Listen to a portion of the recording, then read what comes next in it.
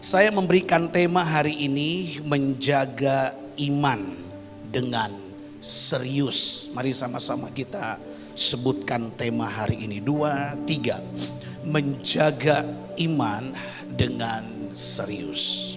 Saudara, siapa di antara kita yang kalau tidak puasa adakah di antara kita yang setiap pagi minum dan makan menu yang bergizi, ya? Saya percaya ketika saudara ada pada posisi seperti itu pertanda bahwa saudara serius menjaga kesehatan tubuh saudara, ya.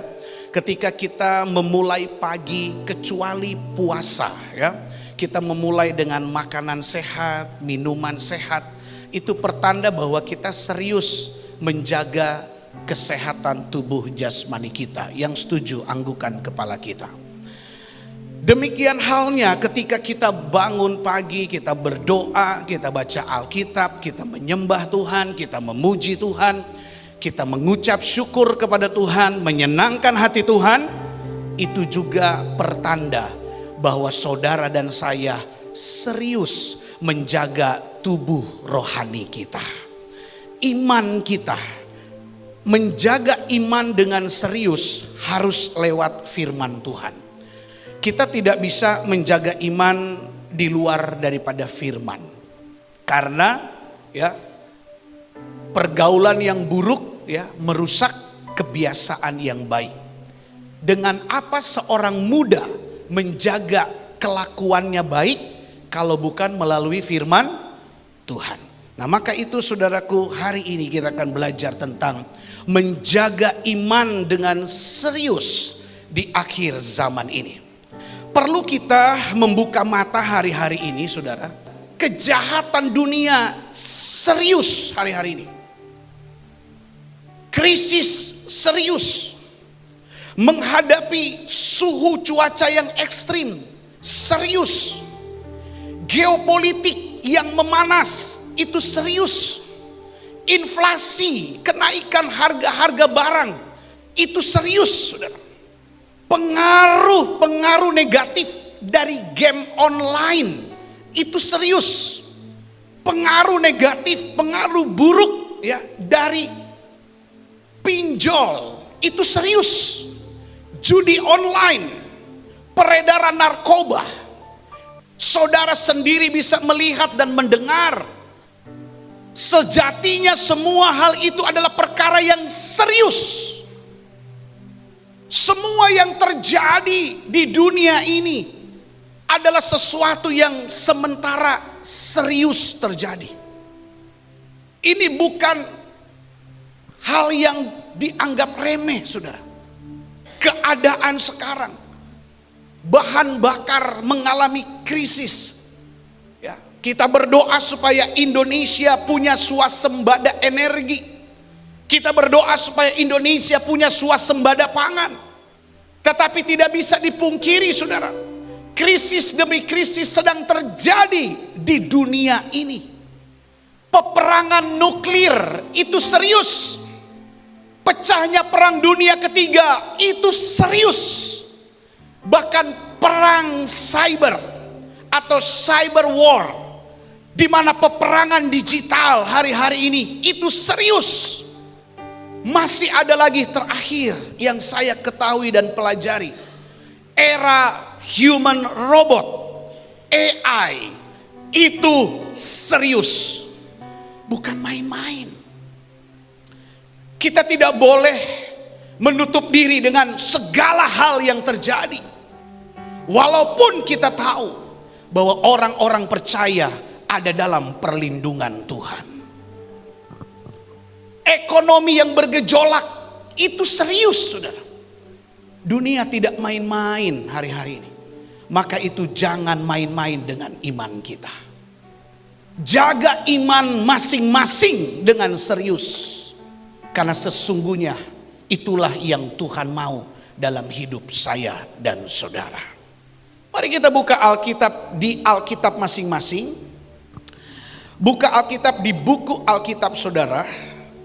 Dalam Lukas pasal 23 ayat 41 sampai ayat 43. Kita baca bersama-sama setelah hitungan yang ketiga. Kita baca firman Tuhan dengan serius. Kita memang selayaknya dihukum, sebab kita menerima balasan yang setimpal dengan perbuatan kita. Tetapi orang ini tidak berbuat sesuatu yang salah. Lalu ia berkata, Yesus, ingatlah akan aku apabila engkau datang sebagai Raja. Kata Yesus kepadanya, ayat 43, aku berkata kepadamu, sesungguhnya hari ini juga engkau akan ada bersama-sama dengan aku di dalam Firdaus. Saudara, kedatangan Yesus itu juga serius. Yang setuju katakan haleluya. Kita belajar tentang penyaliban Yesus lewat perjamuan Asa yang kudus. Kita tahu bahwa ada 3 salib yang tertancap di bukit Golgota. Keberadaan 3 salib di mana Yesus ada di tengah, kiri kanan adalah penjahat yang ikut sama-sama disalibkan bersama dengan Yesus. Keberadaan 2 penjahat ini bukan kebetulan. Kita akan belajar dari mantan penjahat. Saudaraku yang dikasihi oleh Tuhan Yesus Kristus, secara rohani keberadaan 2 penjahat di sisi kanan dan kiri Yesus itu bukan kebetulan, tetapi sesungguhnya itu membawa pesan rohani, nubuatan firman Allah, penggenapan firman Allah sebelum Yesus datang pada kali yang kedua, di mana akan terjadi yang namanya pemisahan antara domba di sebelah kanan, kambing di sebelah kiri. Pemisahan antara orang benar dan orang yang tidak benar. Akhir zaman akan ada pemisahan antara orang setia dan orang yang tidak setia. 3 salib yang tertancap di bukit Golgota itu bukan kebetulan, tetapi itu tepat seperti apa yang dinubuatkan oleh firman Allah. Ada peristiwa yang berdarah-darah yang dialami oleh Yesus. Peristiwa berdarah-darah yang dilakukan, dialami oleh Yesus. Pengorbanan Yesus bukan hanya sekedar untuk orang-orang yang percaya, tetapi si penjahat yang ada bersama Yesus mengalami pengampunan dari Tuhan. Ada 7 peristiwa berdarah yang dialami oleh Yesus. Pertama, Yesus ditangkap di Taman Getsemani. Baru kedua, Yesus ditahan 1 malam di penjara di rumah Kayafas.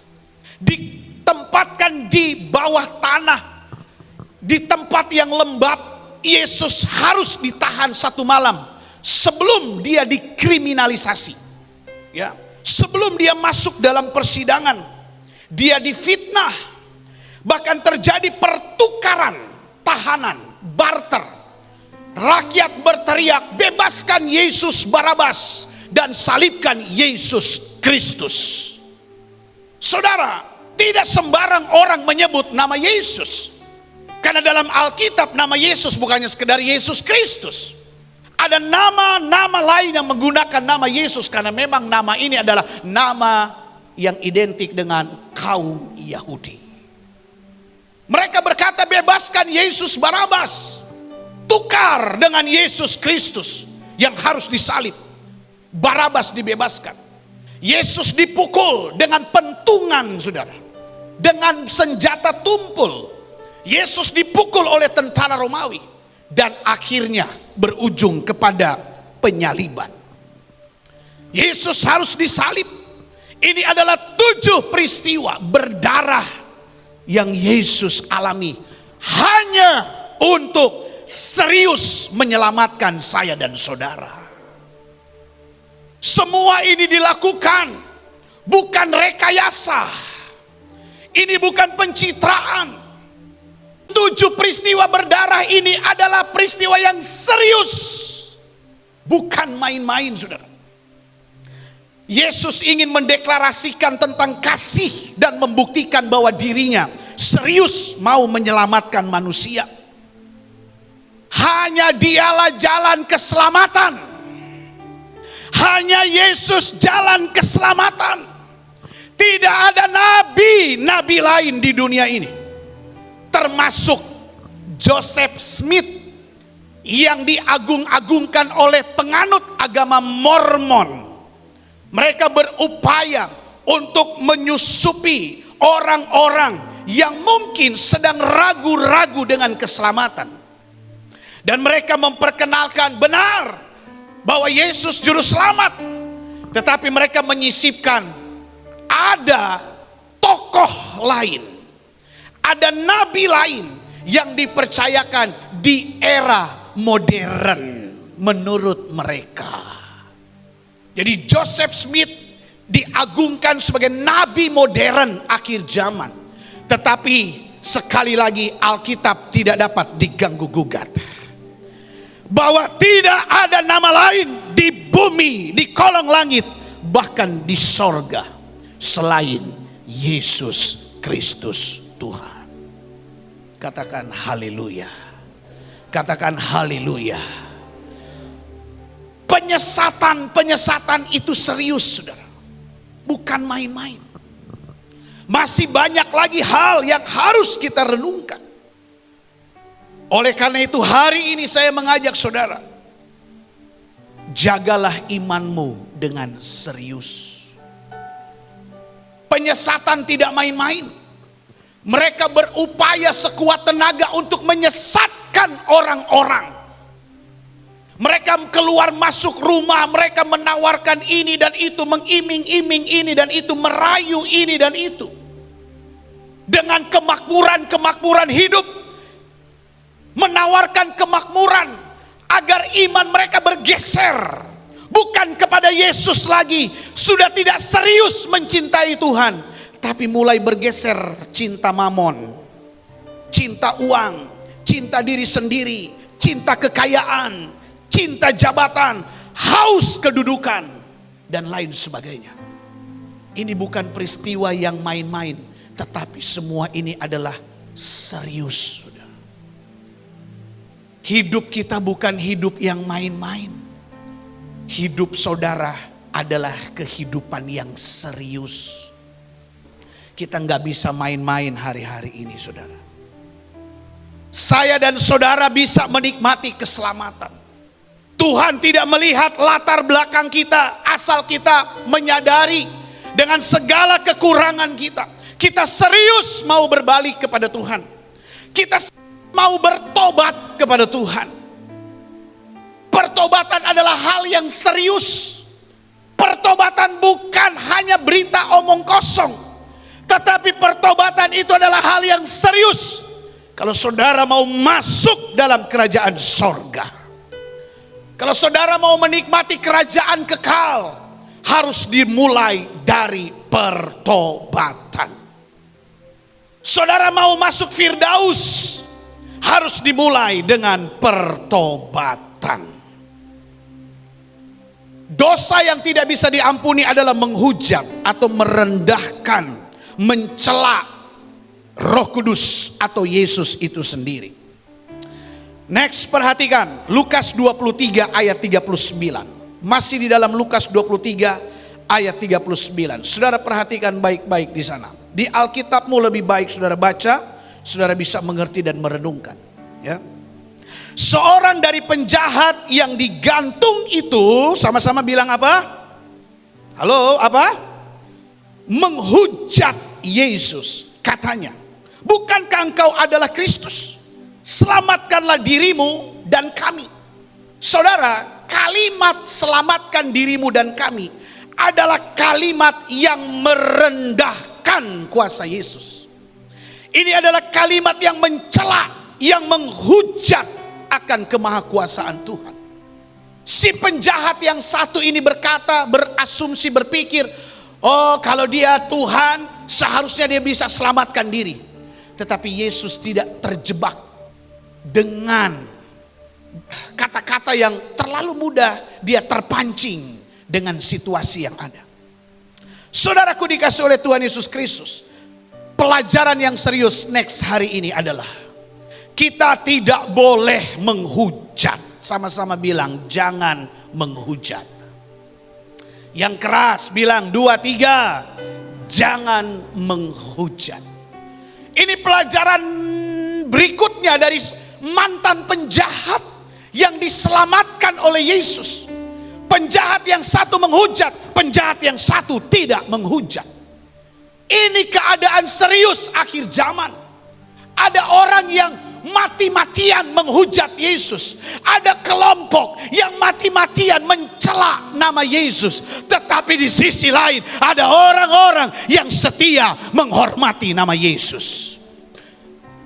Di sisi lain ada kelompok pribadi orang yang begitu tekun mengasihi Yesus. Dan inilah hal yang serius di dunia ini. Mari saudaraku, ingat, no RJ, restoratif justice tidak akan berlaku bagi mereka yang merendahkan serendah-rendahnya pribadi orang, jati diri orang, profesi orang, physically orang.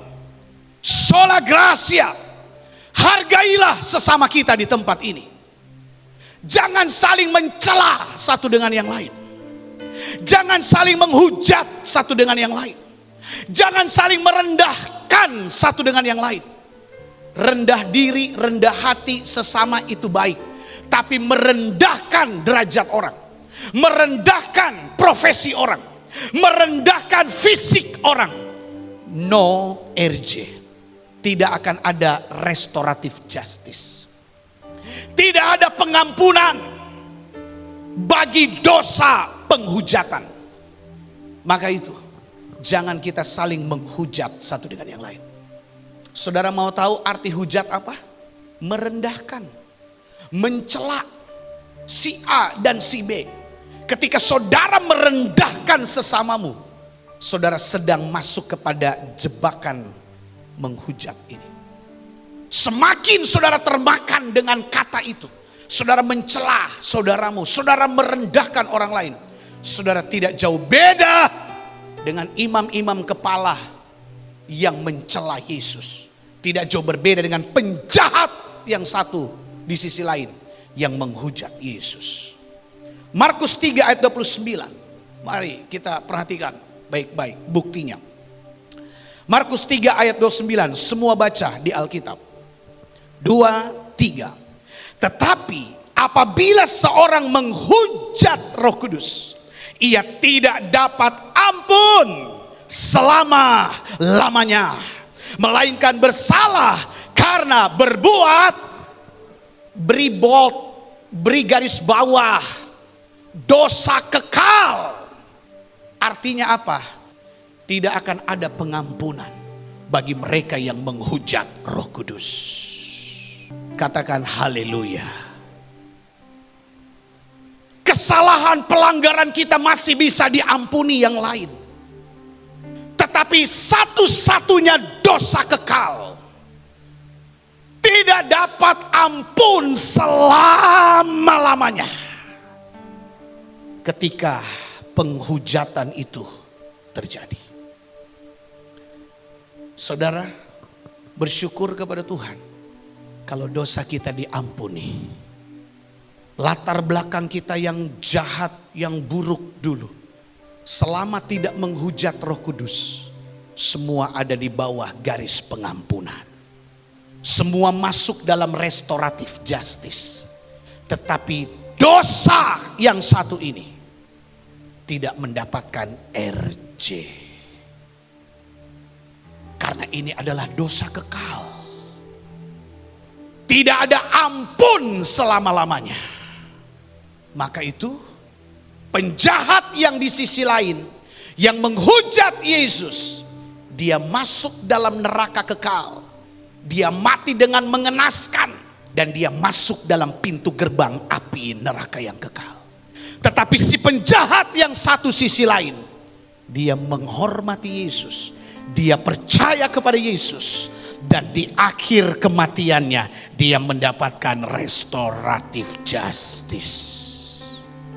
Dia diampuni dan Yesus berkata, hari ini juga engkau bersama aku di Firdaus.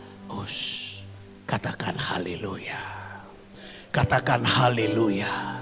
Siapa yang mau ada di Firdaus, katakan amin. Beberapa hal yang serius ini harus kita perhatikan, saudara. Ya. Penting kita memposisikan diri terkadang. Jangan kita terus berdiri pada posisi penjahat yang menghujat. Tapi kita belajar kepada karakter penjahat di sisi lain. Walaupun dia dikenal sebagai penjahat, dia dikenal sebagai sampah masyarakat, dia mengalami hukuman mati, saudara. Salib itu kan hukuman mati. Kalau bahasa sekarang, bukan seumur hidup, tapi hukuman mati, langsung mati di tempat. Tetapi penjahat ini memposisikan diri dalam kerendahan hati. Seorang penjahat ini memposisikan diri bahwa dia sesungguhnya mengakui Yesus adalah Raja. Saudara, janganlah kita selalu memposisikan diri benar dari orang lain. Jangan selalu kita berkata bahwa kita yang paling benar dari orang lain. Kadang-kala kita suruh orang ibadah, kita sendiri enggak ibadah. Kita suruh orang duduk di depan, kita sendiri duduk di belakang. Kadang-kala kita suruh orang berkorban, kita sendiri enggak mau berkorban. Kita mau orang berubah, kita sendiri tidak mau berubah. Kita mau orang bertobat, kita sendiri tetap dengan dosa. Janganlah kita memposisikan diri selalu benar dari orang lain. Karena manusia itu tidak ada yang benar sejatinya. Mari kita belajar dari penjahat yang di ujung kematiannya. Dengan rendah hati, saudara, dia mengakui bahwa Yesus sebagai Raja. Mari kita baca dalam Lukas 23 ayat 39-40. Sekali lagi kita baca ayat ini. Ayat 39, 2, 3. Seorang dari penjahat yang digantung itu apa? Menghujat dia, katanya, bukankah engkau adalah Kristus? Selamatkanlah dirimu dan kami. 40, ada perbedaan sikap. Ayat 40, 2, 3. Tetapi yang seorang menegur dia, hei, katanya, tidakkah engkau takut? Juga tidak kepada Allah, sedang engkau menerima hukuman yang sama. Saudara, kita ini terima hukuman yang sama. Tidak ada kita yang spesial di hadapan Tuhan. Kita semua sama terima hukuman. Kita tidak jauh beda dengan dua penjahat yang sama-sama terima hukuman karena perbuatan jahat. Wow, ini luar biasa, saudara. Ini pelajaran teologi yang harus saudara renungkan. Bahwa kita semua ini sama. Jangan pernah memposisikan dirimu paling benar dari orang lain. Si penjahat yang satu menegur, hei, bukankah kita sama? Kita terima hukuman yang sama. Kenapa kamu menghujat dia? Penjahat yang bertobat ini, dia sadar bahwa dia layak terima hukuman. Dia layak terima hukuman karena dia berbuat dosa, dia berbuat kejahatan. Tetapi dari kesadarannya dia bersyukur, dia berdiri bersama Yesus dan Yesus memberikan pengampunan dalam hidupnya. Terkadang kita tidak bisa melihat keadaan diri kita yang sebenarnya sama. Siapa yang bisa menjustifikasi orang? Dia bersalah, saya benar. Saya selamat, dia masuk neraka. Siapa yang bisa menjustifikasi diri seperti itu? Gak ada. Semua kita sama. Kita dulu tersesat. Kita dulu adalah domba yang tersesat. Kita ada dalam kubangan dosa, sama. Hanya kemurahan Tuhan, hanya sola gracia yang dinyanyikan oleh worship leader tadi, yang memberikan kita kemurahan keluar dari dosa. Eklesia dari gelap masuk kepada terang. Sejatinya kita sama. Maka itu kita sama-sama merendahkan diri di hadapan Tuhan. Ada haleluya? Halo, haleluya. Keselamatan itu saudara adalah goal. Keselamatan bukan cerpen. Keselamatan bukan cerita pendek. Keselamatan bukan dongeng. Keselamatan bukan drama yang tak berujung. Tapi keselamatan adalah goal. Hal yang serius dan pasti. Saudara mau diselamatkan? Halo, apakah saudara terjebak dengan dongeng, dengan drama hidup, dengan cerita pendek hidup? Keselamatan bukan cerpen. Keselamatan adalah firman Allah. Keselamatan adalah goal untuk saya dan saudara. So hari ini saudara, mari kita harus menjaga keseriusan iman kita masing-masing. Supaya kita masuk dalam Firdaus. Ada haleluya? Matius 25 saudara. Yuk kita buka sama-sama di Alkitab saudara. Matius 25 ayatnya yang ke-32 sampai 34. Perhatikan baik-baik. Ini yang saya katakan bahwa keberadaan dua penjahat itu bukan kebetulan. Itu adalah penggenapan kedatangan Yesus kali yang kedua. Kita buktikan dalam Matius 25 ayat 32-34. Mulai 2-3. Lalu semua bangsa akan dikumpulkan di hadapannya. Artinya apa? Sama, semua akan dikumpulkan. Tetapi ia akan apa? Memisahkan mereka. Seorang daripada seorang. Sama seperti gembala memisahkan domba dari kambing. Dan ia akan menempatkan domba di mana? Domba di mana? Sebelah kanan. Kambing di mana? Sebelah kiri. Dan raja itu, Yesus yang dimaksud, akan berkata kepada mereka yang di sebelah mana? Yang di sebelah mana? Sebelah kanan. Artinya siapa? Domba-domba yang serius menjaga iman. Yesus bilang apa? Hai kamu yang diberkati oleh Bapakku, terimalah kerajaan yang telah disediakan bagimu sejak dunia dijadikan. Katakan haleluya. Saudara, pemisahan itu serius. Keberadaan dua penjahat di kiri kanan Yesus itu serius. Sekali lagi saya katakan itu adalah nubuatan penggenapan firman Allah. Bahwa satu kali kelak akan ada pemisahan antara penjahat di sisi lain dan penjahat di sisi lain. Kan sama, dua-dua penjahat. Sama kita manusia. Kita semua berdosa. Tuhan kumpulkan semua ini. Tetapi Tuhan akan pisahkan. Mana yang menjaga iman dengan serius sebelah kanan, dan mana yang main-main dengan iman di sebelah kiri.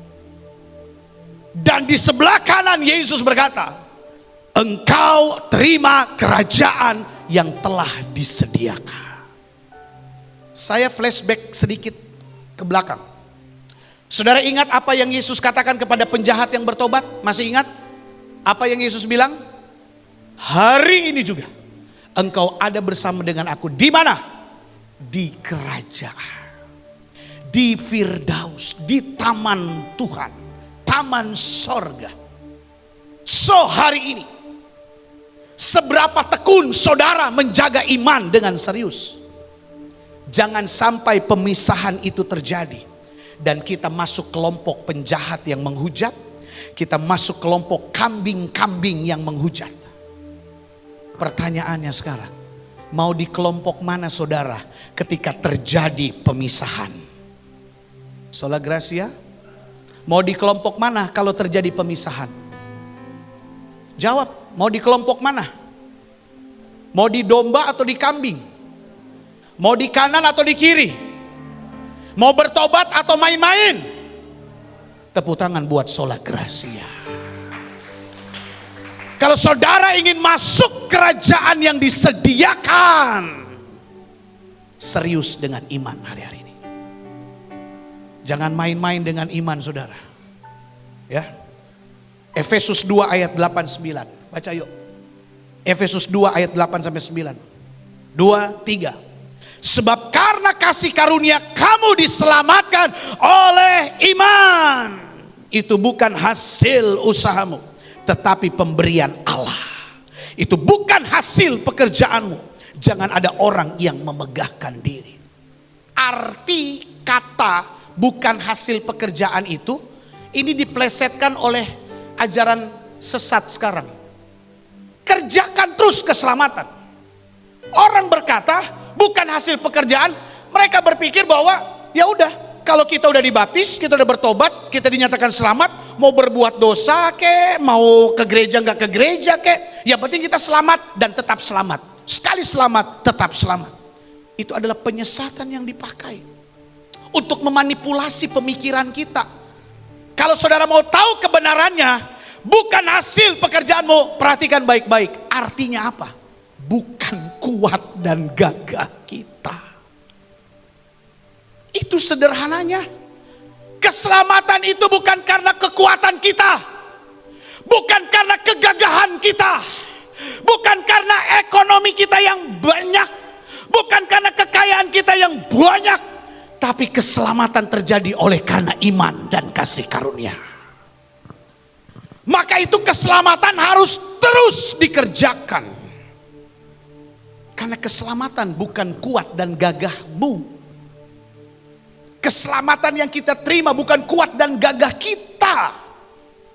Tapi keselamatan itu hanya karena iman. Penjahat ini saudara, saya akhiri sedikit story penjahat ini. Kenapa ada orang bertanya, Pak Pendeta, bagaimana penjahat ini bisa diselamatkan? Saudara tahu sejarah kehidupan penjahat ini. Sebagai seorang Yahudi tulen, dia sudah mendengar kabar tentang Raja Yahudi yang akan datang. Tetapi oleh karena perbuatan jahat dia dipenjara. Sekian lama dia di dalam penjara, dia mengharapkan kedatangan Raja orang Yahudi. Dalam konsep pemikirannya, Raja itu datang dengan mahkota emas, bertunggangkan kuda, diiringi oleh pasukan bala tentara, sehingga si penjahat ini akan bermohon belas kasihan sekiranya ada remisi dalam kejahatannya. Dia mau minta pengampunan, minimal dikurangilah hukumannya, karena dia akan dihukum mati, salib. Perhatikan baik-baik, supaya kita tahu sejarahnya kenapa penjahat ini akhirnya selamat. Dia tidak mengenal secara 100% siapa Mesias, siapa Raja yang akan datang. Dia cuma mendengar kabar viral. Ya, dia dengar di balik jeruji besi, oh ada Raja orang Yahudi akan datang, ada Raja orang Yahudi akan datang. Dan dia berharap dia ketemu dengan Raja itu. Dia minta remisi pengurangan hukuman supaya dia tidak disalib dalam hukuman mati. Tetapi sampai pada titik terendah, akhirnya Yesus dan 2 penjahat dan 1 Yesus Barabas. Jadi ada 3 penjahat dalam Alkitab. 2 yang disalib bersama Yesus dan 1 siapa? Siapa? Yesus Barabas. Dalam sidang itu Yesus tidak sendiri. Ada 2 penjahat lain yang ikut dalam persidangan itu. Nah, saudaraku, Matius 27 ayat 11 kita buktikan di sini. Yuk kita baca bersama-sama. Ini adalah merupakan titik awal si penjahat yang bertobat itu dan diselamatkan. Matius 27 ayat 11, yuk baca. 2, 3. Lalu Yesus dihadapkan kepada wali negeri. Wali negeri ini kalau sekarang kepala daerah alias apa? Gubernur. Siapa waktu itu gubernurnya? Pontius Pilatus.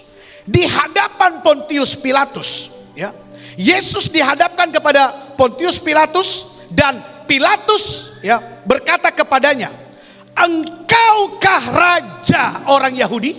Saudara perhatikan, pertanyaan itu menggetarkan telinga si penjahat ini yang tadinya dia cuma dengar, mana ini raja orang Yahudi.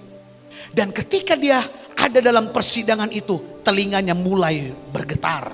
Dia mulai mengarahkan perhatian kepada Yesus. Perhatikan, titik awal penjahat ini bertobat ketika dia mendengar perkataan Pilatus yang bertanya kepada Yesus, "Engkaukah raja orang Yahudi?" Saudara, saya tanya sedikit kepada Anda. Ketika Anda ada dalam sebuah kerumunan orang banyak, Anda sudah mendengar berita tentang presiden atau wakil presiden yang akan datang ke daerahmu. Dan kau belum pernah melihat mukanya, belum pernah mengenal orangnya, tapi kau sudah dengar desas-desus akan datang wakil presiden. Ketika di kerumunan orang banyak ada suara berkata begini, "Hei, bukankah engkau wakil presiden?" Bagaimana tanggapan telinga saudara?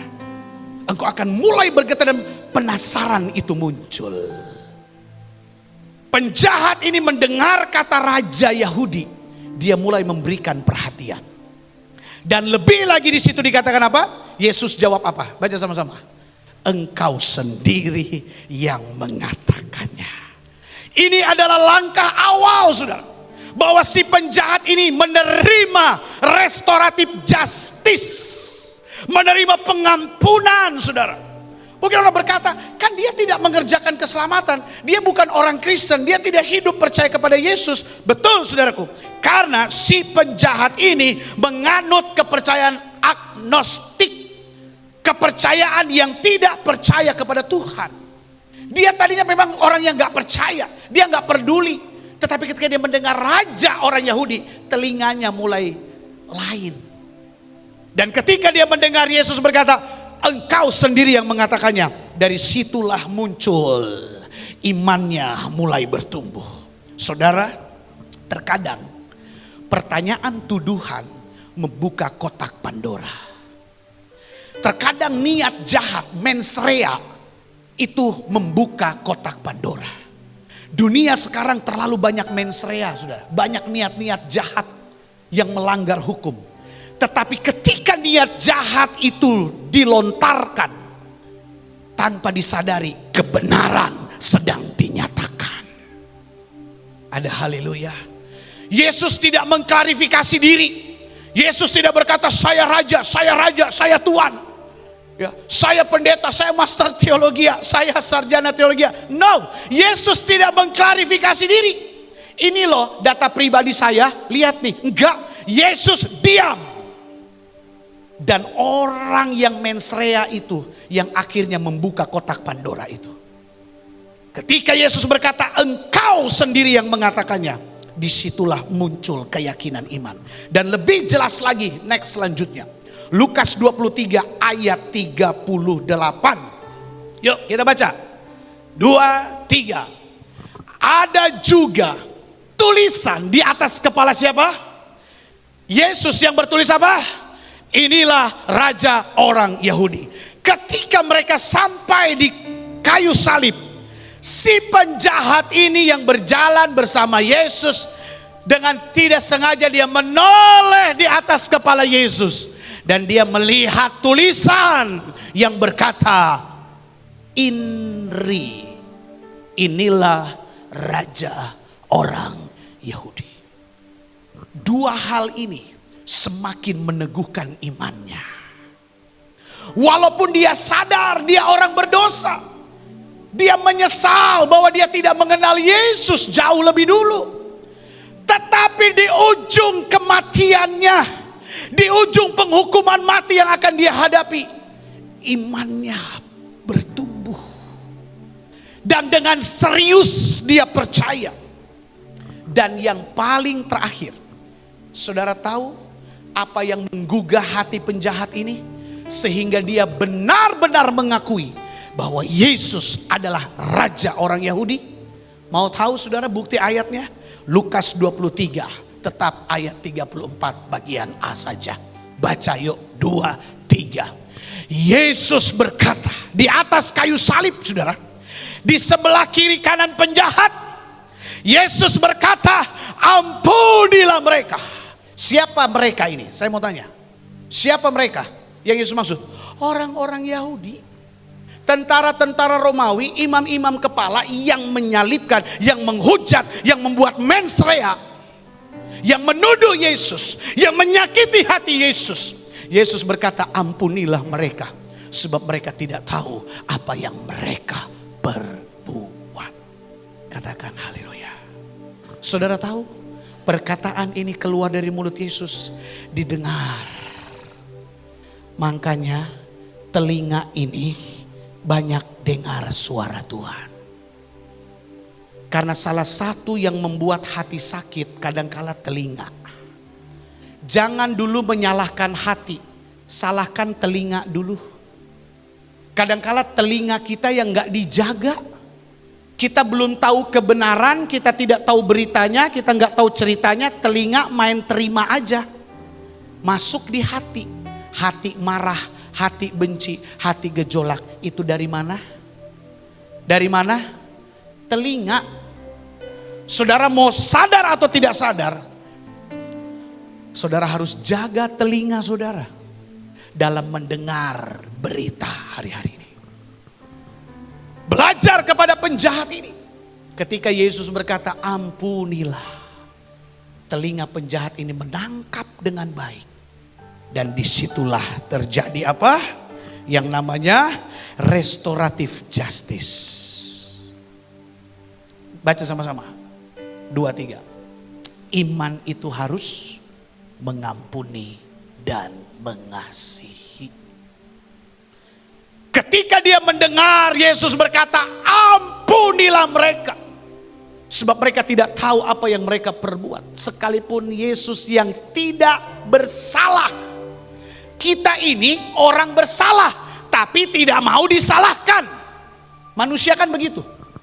Sudah tahu dirinya itu salah, berdosa, tapi tidak pernah mau untuk disalahkan. Selalu mau membenarkan, selalu mau menyalahkan orang lain. Kalau saudara serius dengan iman, ampunilah sesamamu. Kasihilah satu dengan yang lain. Karena itulah iman yang serius. Iman yang serius tidak menyimpan akar pahit. Iman yang serius tidak menyimpan kebencian. Dalam rumah tangga hiduplah saling mengasihi. Dalam berjemaat hiduplah saling mengampuni. Jangan saling menghujat satu dengan yang lain. Sola Gracia, akhir zaman ini jangan menghujat. Kenapa saya tegaskan demikian? Karena saya dan saudara adalah bait Allah. Saya tanya sama saudara, bait Allah itu tempat siapa? Tempat siapa? Roh Kudus. Dosa yang tidak bisa diampuni, dosa apa? Menghujat Roh Kudus. Jadi kalau saudara dan saya menghujat satu dengan yang lain, saya tegaskan hari ini tidak ada pengampunan dalam hidup kita. Karena kita sedang menghujat Roh Kudus dalam diri saudara kita. Makanya kita dilarang mencela. Kita nggak boleh saling merendahkan orang lain. Karena tubuh kita adalah bait Allah. Roh Kudus berdiam di dalamnya. Saudara menghujat sesamamu sama dengan saudara menghujat Roh Kudus. Pasang di telinga. Maka itu saling mengampuni, saling mengasihi, supaya kita hidup satu roh. Sebentar kita akan doa 10 malam. Tinggal beberapa waktu ke depan. Saya titip tema ini. Jaga dengan serius iman saudara. Jangan 10 malam kepenuhan berbahasa roh, berbahasa lidah, tapi kepahitan, kebencian, kedengkian masih terus tertanam dalam hati kita. Saudara mau dipulihkan dengan Roh Kudus? Saudara percaya semua kita penuh dengan Roh Kudus? Jangan saling menghujat. Saya nasihati saudara, bukan menggurui. Jangan saling mencela, karena ada Roh Kudus di hati saudara-saudaramu, di keluargamu. Jangan saling merendahkan. Ketika saudara merendahkan derajat orang, saudara sedang menghujat Roh Kudus di dalam dirinya. Suami-suami, hormatilah istrimu. Istri-istri, hormatilah suamimu. Orang tua anak, hormati anak-anakmu. Anak-anak, hormati orang tuamu. Karena dalam diri kita ada Roh Kudus. Camkan itu baik-baik. Tuhan berkati kita semua. Saudara mau jaga iman dengan serius? Saudara mau jaga iman dengan serius? Inilah akhir dari khotbah kita saat ini. Lepas dari iman itu berbicara tentang mujizat, iman juga berbicara tentang pengampunan. Iman bicara tentang kasih. Jangan cuma mengejar mujizat. Ya. Jangan iman saudara hanya mau kepada mujizat saja. Tidak salah saudara terima mujizat, tidak salah. Tidak salah saudara berbondong-bondong pergi ke kebaktian-kebaktian akbar untuk mencari mujizat. Supaya saudara sembuh dari penyakit, tidak salah juga. It's okay kalau imanmu di situ. Tapi jangan lupa, jangan cuma berhenti pada kesembuhan. Iman harus maju kepada pengampunan. Iman harus next level kepada kasih. Dan akhirnya apa? Penjahat ini menerima Firdaus. Dia bukan orang yang benar-benar percaya Yesus. Itulah yang jadi sejarahnya. Tetapi di ujung kematiannya, dia memiliki iman yang serius. Hari ini saudara, kita sudah Kristen kan? Halo?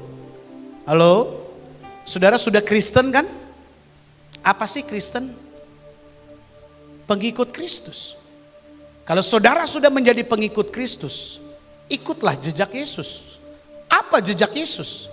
Mengampuni orang yang bersalah kepadanya. Yesus saja yang tidak bersalah bisa mengampuni orang. Lah kita sama-sama orang bersalah. Terlalu ego. Terlalu ego. Terlalu gengsi untuk mengampuni. Terlalu gengsi untuk mengasihi. Wow. Sebenarnya kita nggak jauh beda sama dengan penjahat yang menghujat Yesus. Jadi orang yang tidak mengampuni itu kategori penjahat, saudara. Orang yang tidak mengasihi kategori penjahat. Penjahat bukan hanya bicara kriminal, tetapi ketika kita benci, kita dengki, kita iri, kita pahit, kita adalah orang yang jahat, saudara. Kita jahat di mata Tuhan. Jangan salibkan Yesus 2 kali. Cukup 1 kali Yesus menderita berdarah-darah untuk menebus dosa kita. Jangan salibkan Yesus kedua kali. Cukup penderitaannya. Mahkota duri, tangan kaki terpaku, lambungnya ditikam, dia diludahi, dia diolok-olok. Untuk menebus dosa saya dan saudara. Menebus kesalahan kita. Supaya kita boleh selamat masuk sorga. Karena dunia sedang binasa. Dunia tidak baik-baik saja sekarang. Hari kiamat sudah dekat. Yesus sedang mengadakan pemisahan. Cepat, serius dengan iman saudara. Supaya kita boleh menikmati kerajaan kekal. Jangan salibkan Yesus kedua kali lagi, saudara. Jangan kita menghujat lagi satu dengan yang lain. Tapi pesan saya, sola gracia, dalam kesempatan ini, hiduplah saling mengasihi satu dengan yang lain. Hiduplah saling mengampuni. Hiduplah dalam damai sejahtera. Saudara mau damai sejahtera? Saudara mau damai sejahtera? Jangan tahan ego kalau mau damai. Saudara yang berkeras dengan ego, saya jamin tidak akan ada damai sejahtera. Saya jamin itu. Karena saya pernah merasakan itu, saudara.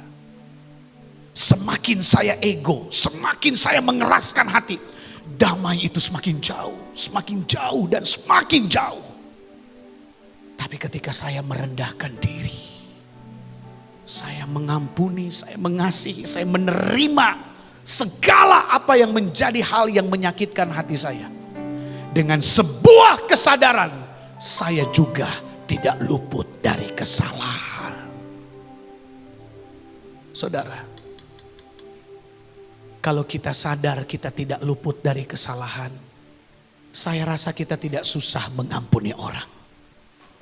Setuju Bapak Ibu? Saudara-saudara setuju enggak? Kalau kita sadar kita juga ada kesalahan, kita tidak akan susah mengampuni orang. Amin. Tapi kalau kita tidak pernah sadar bahwa kita punya kesalahan, disitulah titik susah kita mengampuni orang. Karena kita selalu merasa benar, dan benar. Tapi hari ini tubuh dan darah Yesus akan memulihkan hati saya dan saudara.